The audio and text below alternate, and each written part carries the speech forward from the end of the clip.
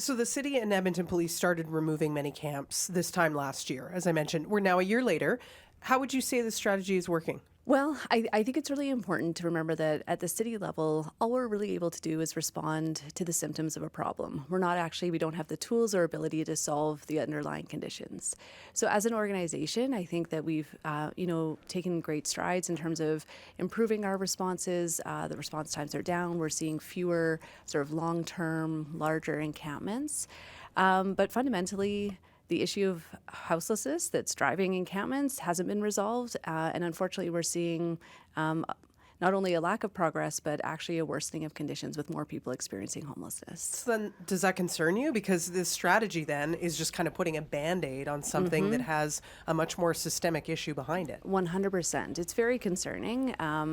It's concerning for all Edmontonians, not only those experiencing homelessness, but all of the residents and businesses that are impacted by the lack of health and housing supports for all Edmontonians. What does it look like for the city to talk to other partners, whether that's other levels of government, police, other social service agencies? What does that look like to try and move forward on what's happening in the back end versus just the front end?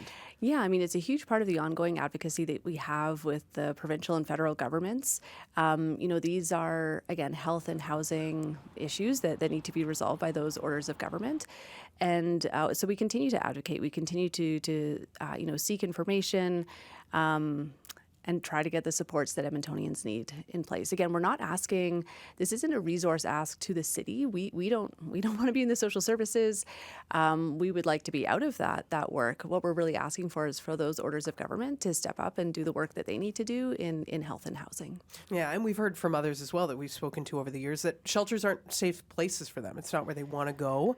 So what kind of pressure does that put on everything as well? Yeah, I think emergency shelters are an important part of the system, improving the conditions of those shelters and meeting the needs. I think when you ask people what they want, it's very clear, smaller spaces, more privacy. Those are the changes that can be made. That's what the city aimed to reflect in our minimum shelter standards. But again, ultimately, too, emergency shelters should be temporary. That's the intent, and they need to be conduits